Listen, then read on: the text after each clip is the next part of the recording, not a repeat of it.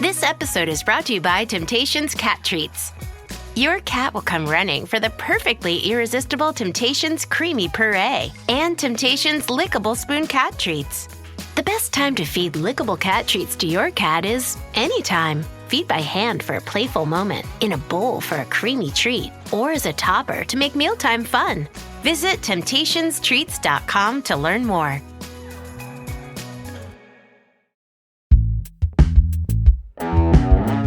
Today on CityCast Boise, Idaho's teachers are gearing up to elect their next state union director, and with the Trump administration dismantling the Department of Education and our legislature targeting public education, the stakes couldn't be higher.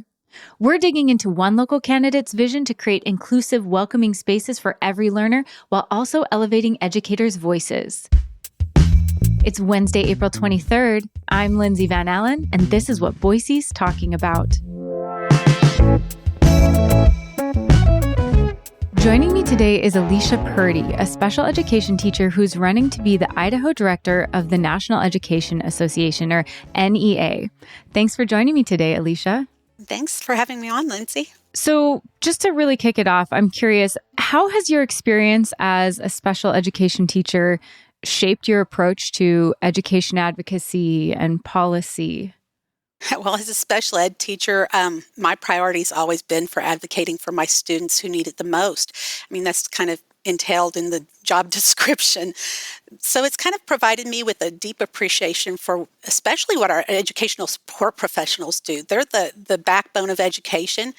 Without them, I couldn't do what I do. I couldn't do my job. And yet they're also some of the most underappreciated and underpaid positions out there. And it's definitely a job for people who have heart for what they're doing. It's definitely not for the money. But I want to help make some changes for them and for our students, make sure that our students are well represented and that they're getting the supports and resources that they need to be successful. And you mentioned that Idaho is experiencing some unique challenges when it comes to education. What would you say are the biggest challenges facing Idaho educators right now, and how do you see yourself addressing them in this role? I think the biggest challenge for Idaho educators right now is a lack of respect. And I think that there's some people and organizations out there who just want to attack public education. They want to dismantle public education. And they go about it not in the most scrupulous ways. They often spread malicious lies about what we're doing, and they'd have no clue what's going on in our classrooms. So we want to make sure that we're spreading truth, letting people see what's happening in our classrooms, seeing the great things that are happening in Idaho. For right now, we're in the upper tier of NAEP scores across the nation. But to see these statistics saying, Idaho's failing our students. No, we're not. We're not failing our students. Our students are performing better than most of the nation. We're doing great with less, but we still need teachers. And we're running off a lot of these teachers to neighboring states where they can get paid more and they can actually afford to live in the communities where they teach. So I want to advocate for proper funding. I want to advocate for the resources that we need. Sending our money out in vouchers to private schools. Private schools don't have to teach every student, but public schools do. We're open to every student with every need possible, and we've got to address those. Speaking of vouchers and school choice, Governor Little recently signed the school choice bill into law. What are your thoughts on that legislation and how it will affect Idaho students and schools? Well, voucher by any other name, whether it's an education savings account, tax credit, whatever it is, it's still diverting public funding away from the public schools and into private choices. And when you start we're already dealing with less funding. We're number 51 in the nation for per pupil spending. And that's a travesty because that means our kids aren't going to have the same resources that students in other states might have access to. And that's going to be worrisome when we start trying to provide for our students. We're not going to have that available money to do so. One thing that we do have in this state is a pretty strong teachers union. So I'm curious, what are your thoughts about Idaho's teachers union? What role should they play for our teachers? How much power should they have within our public school system? That's a good question, because our teachers union is very different from other states because we're very different from other states. We are more conservative, and teachers are very reflective of the communities they come from. So we need the teachers union because we are the ones who are going to speak up and say, hey, we can do things better with these resources, or this is not working.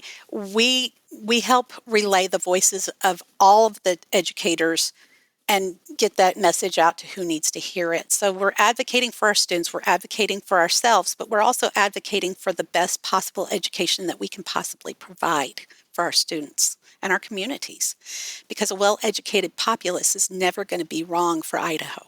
Do you feel like the role of the teachers union in this state has been impacted by legislation or, the recent administration change, or, swinging more far right when it comes to politics? Has that had an impact on the teachers union and the role it plays in education in this state? I think you're starting to hear teachers become more vocal because we see what's happening in the legislation, and we know how it's going to impact our profession and our students and our schools, and we're willing to speak up. We're getting a little bit more loud about it because that's what's necessary. But I think it's important for us to be able to negotiate. There's only one pot of money that comes in from the state. It's not like we can go and say we're demanding more money. There's only so much. It's just that we have a little bit of say in how it's spent when we go to negotiations. And we can't override the district. A negotiation is two people working together, or in this case, two groups working together to come to an agreement between the both of them. And that's important to have all voices heard.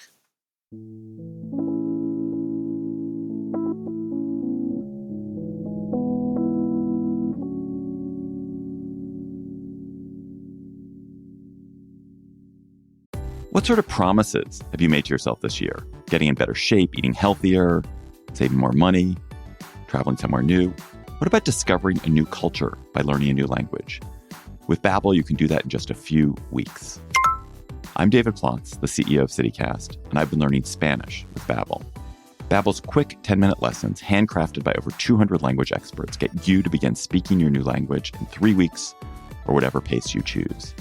And because conversing is the key to really understanding each other in new languages, Babbel is designed using practical, real-world conversations. The Spanish I learned on Babbel really helped me on a recent trip to Mexico City, ordering in restaurants, shopping at the textile market, cheering on at the Lucha Libre, and I've been keeping it up since I got home. You're a podcast listener. I know that because you're listening here. I bet you'll love Babbel's new podcasts. On Eavesdrop in Espanol, which I listen to, you get to listen to a real conversation, then have the teacher host explain back to you. Then you listen again and catch everything. And you can even read along in the transcript. It's a really fun and effective way to learn. Let's get more of you talking in a new language. Babbel is gifting CityCast listeners 60% off subscriptions at babbel.com/CityCast.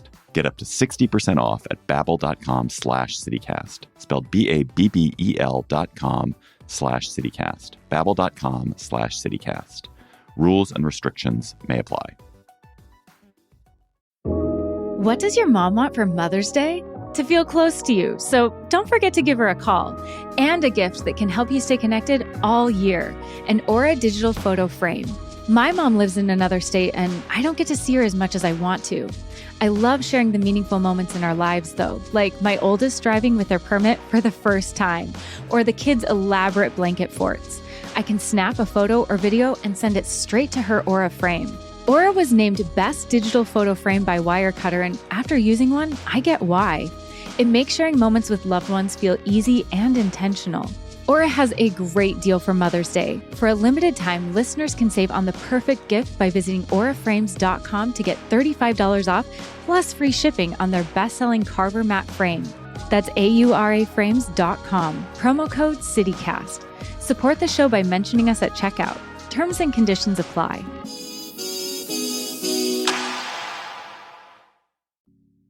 To pivot just a little bit and head back to talking about legislation and what's been going on this legislative session that does impact teachers and students in education, Governor Little just signed House Bill 41 into law. And this law bans schools from flying flags and banners that would promote political, religious, or ideological views. What are your thoughts as a teacher on this legislation, and what kind of an impact do you think it will have on Idaho schools? I'm not necessarily opposed to having politics out of the classroom. I think it's good. I don't want my students knowing my political affiliation. They don't need to know that. My job is to teach them how to think, not what to think, and not how to vote. They need to come to that conclusion on their own. But they need to do it in an educated way. They need to be able to weed out what's truth from what's fiction, and determine where their priorities are, what's important to them when they go to the polls. There are too many people that want to politicize everything. I do not see welcoming every student as being political because we are a public institution of education. That means that we have every student here of every race, nationality, skin tone, disability, ability. We have every student here in the public schools, and that needs to be reflected. So when we look at what's happening in West Ada, that should never have been a political issue. That is just saying every student is welcome here. And studies have shown that when students feel that they belong, they achieve more. They're more successful. And that's what we want, isn't it? Just to clarify for anyone who might not be aware, a teacher within the West Ada School District had a sign in her classroom that said, "Everyone is welcome here." And administration asked her to take that sign down. And she initially did and then put it back up. But the district did cite House Bill 41 as part of their justification for wanting to remove that sign. So do you think that this law could have a chilling effect on teachers and what they feel comfortable discussing with their students, whether it's political or not? Again, I don't think that the politics themselves belong in the classroom unless you're teaching government, in which case that's inevitable. But this isn't political. Welcoming children is not political, and they're making it political. They want to decry anything that they deem as being DEI, but diversity, equity, inclusion, isn't that what our public is? We are made up of more than one group of people. We are the great melting pot, after all. So that shouldn't be a political aspect. And I do feel like this is a bit of an infringement on our students who may not feel as welcome in our schools. And we don't want that. We want our kids to feel like they belong here because we want them to all know that they can be successful. And the best way to become successful is through a good education. So, Alicia, where do you think the line should be drawn between making sure that no religious or political ideology is being promoted in the classroom, maybe compared to other political beliefs or religious ideology, and then what is the line in making sure that teachers are able to foster inclusivity in our schools and make sure that all of their students feel seen and safe and valued? Well, I think the line is that we don't promote any political ideology, but that's where the question comes in. What's political ideology? I would say that political ideology is promoting anything that you could find in one of the platforms for either of the parties. That to me is politics. Putting up a picture of a president over another president, that might be political. But having an inclusive environment for our classroom, that's not political. That's just who we are. We have every student. We're going to represent every student. And we need to have those posters up because that's, like you said, they're going to be seeing those posters. They're going to know that affects them personally. I find this very personal because my daughter is a child of color, and she was a student in this building where this took place. And I want to make sure that her children feel welcome and that every child feels welcome because we want them to know that they are appreciated, they are valued, they have value. Every student should have value. Trump has issued an executive order to dismantle the Department of Education. From your perspective as a teacher, what will that mean for Idaho schools? It's going to affect their access to necessary resources because we're not going to have the proper funded education as it is. I mean, like I said, Idaho's already not known for properly funding education. So we're going to have a lack of resources. We're going to have a harder time getting access to higher education. There's just so many issues with taking away the Department of Education because we have IDEA, which is the Individuals with Disabilities Act, and that funding comes from the federal government. And if we're not having access to that, we're not going to have the resources that we need for funding the education as it needs to be funded. So there's a whole lot wrong with taking away the Department of Education. While I understand that there might be some need for a little bit of change to help it be more fiscally responsible, if you will, I think that doing away with it altogether is not the answer. You don't throw out the baby with the bathwater. And as someone who works in special education, you see this day in and day out. You're very familiar with it. How would this change impact the students who are relying on the Individuals with Disability Act funding? How will it affect their access to necessary resources? Well, right now we have a whole lot of students that need one-on-one support, and we don't have enough funding to provide that one-on-one support because, like I said, those educational support professionals are the backbone. They're the ones that come in and provide that additional support. We're already not funding them properly. If we lose the funding that we do have, those students are not going to have the resources to be able to be in the general education classroom because the least restrictive environment does not mean that you just throw a kid into the gen ed classroom without the support needed for them to be successful. We have students that come into schools and they don't have the social skills necessary, and behavior is a form of communication. And they come in and they start throwing things, they destroy classrooms, they hurt themselves and other students, the teachers, and they need more support than what they have in the classroom with just one teacher. Without that funding, we're not going to be able to provide the support that's needed for them to be as successful as they can be. A buzzword or a phrase that I've seen thrown a lot around lately, it's been around for a while, but I see it more and more, is this idea of parental rights. What are parental rights when it comes to education, parental rights with our schools and with public schools? What do you think is the balance between the role of teachers, parents' roles and rights, the roles of the teachers' union, all these different groups? How does that all interplay in your mind in kind of a best case scenario? I think parents are the authority on their child. They know their child best. I get a child for a year, maybe two. They've had them for their whole lives, so they do know their child best. So I do believe in parental rights, but your parental rights shouldn't trump those of other parents. We have to make sure that we're doing what's best for all of the students in the classroom. So having some balance is imperative. We've got to be able to come to a resolution that's what's in the best. And that's what the teachers union does.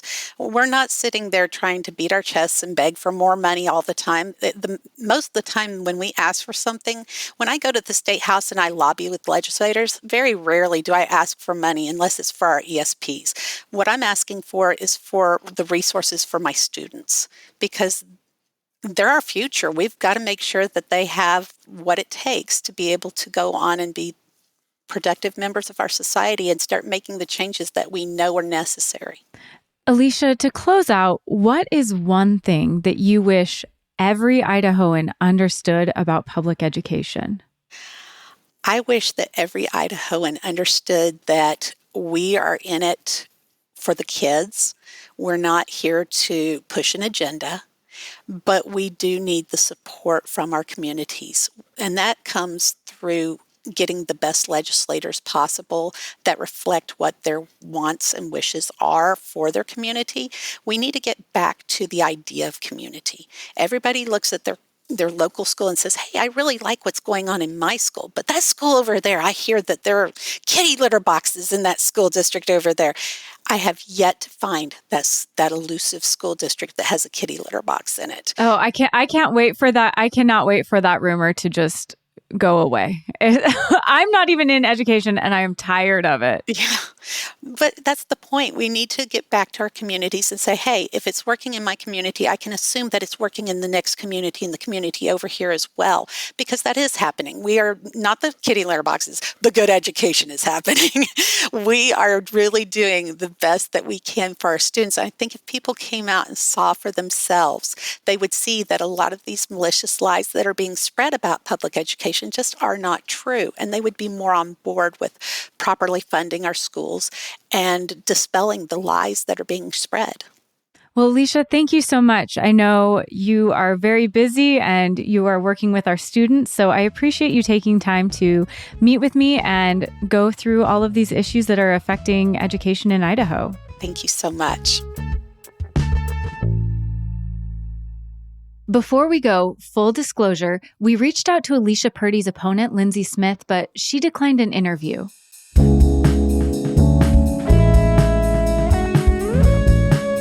That's all for today here on CityCast Boise.